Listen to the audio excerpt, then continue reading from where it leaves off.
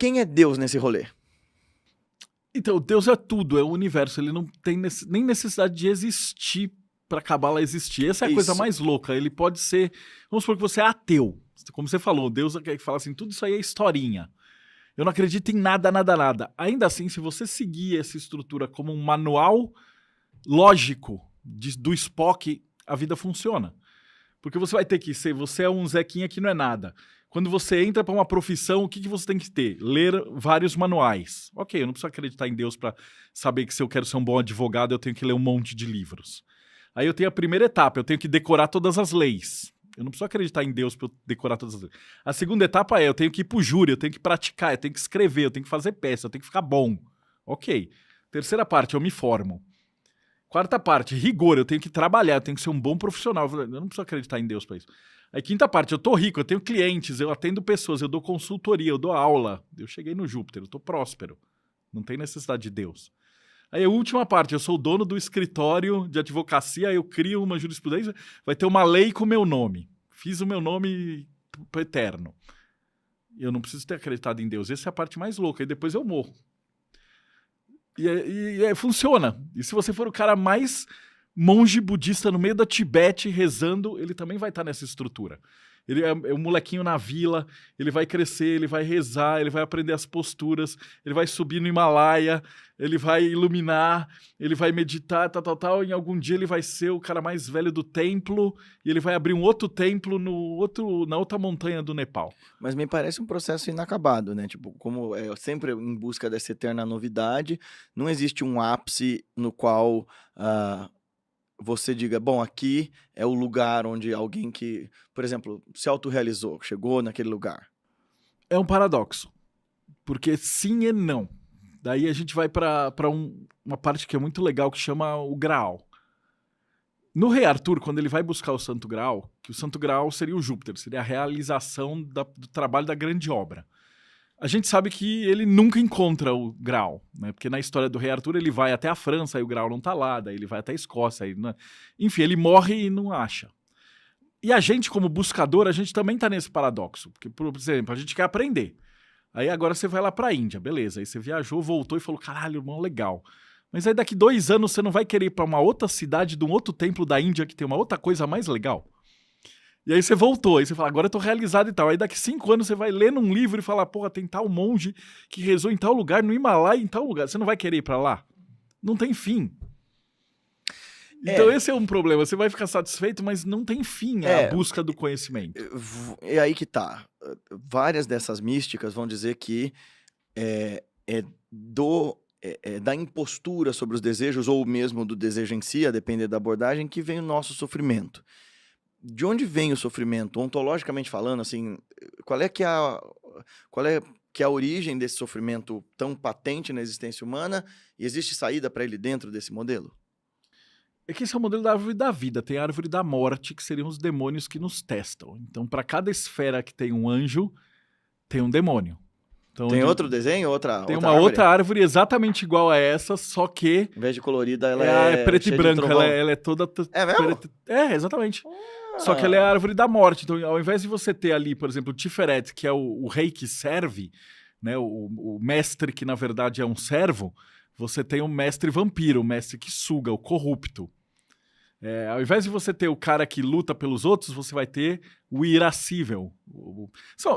Spoiler, são 7 pecados capitais. Ao invés das 7 virtudes planetárias. Uhum. E aí você tem todos esses demônios, entre aspas, que são os aspectos maléficos do livre-arbítrio da pessoa. Então ele fala assim, putz, eu agora sou um chefe de um templo e tal. Eu posso virar um guru daqueles tipo que transa com todas as meninas, explora os caras, rouba todo mundo, pega o traficando droga, etc e tal, e o cara caiu para a árvore da morte.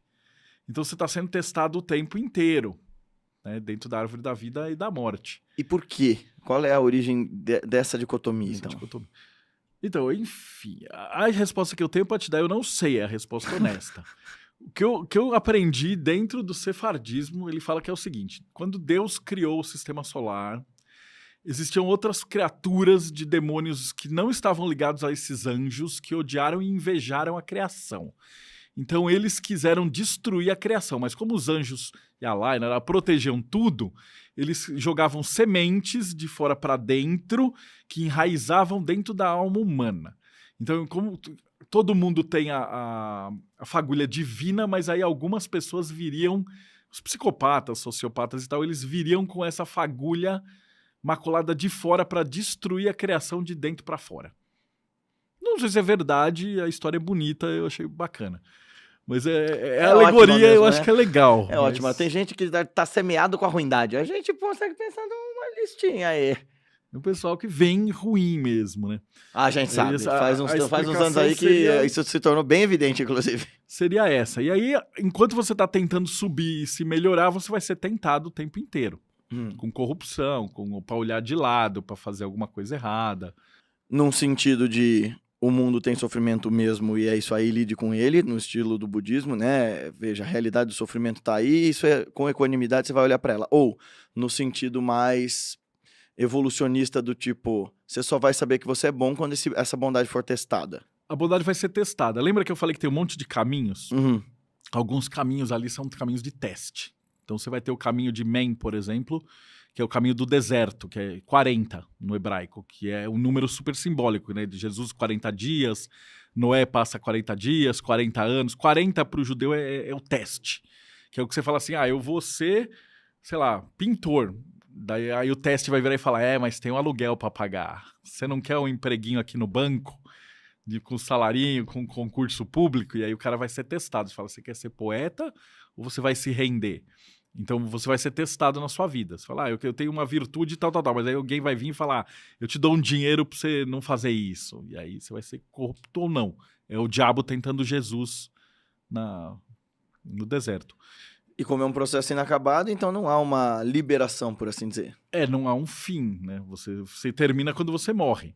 E aí, teoricamente, não vai terminar porque você vai ir pra outra vida, etc. Então não há iluminação, por exemplo, aqui. Eu até acredito que há, mas depois da iluminação vem o quê? Você iluminou e aí você vira purpurina e vai embora? Você iluminou, você tem que continuar ajudando os outros. Sim. Né? Eu tinha um professor de budismo tibetano que ele falava que a Terra era uma armadilha. Que ele falava assim que para você escapar da Terra, você se ilumina e você vai ser o cara mais bondoso do mundo. E aí você fala, beleza, você é o cara mais bondoso do mundo, você pode ir embora. Mas, cara, se você é o cara mais bondoso do mundo, você vai embora com uma criança passando fome? E você vira as costas e sai do planeta? Não sai. Então todos esses caras que se iluminaram, eles nunca vão dar as costas para a Terra. Então tá todo mundo preso. Percebe? Você fala assim, se você iluminou, você pode ir embora. Então, beleza, eu sou o cara mais bondoso do planeta. Eu vou virar as costas e deixar a guerra, a África, a fome e tal? Ou eu vou ficar e tentar ajudar de algum jeito, nem que seja... sei lá, juntando roupa para doar alguma coisa tem que fazer. Então não tem jeito, você não tem como, você tem até como se iluminar, mas você não tem como ir embora. Porque você não vai querer ir embora, esse é o paradigma.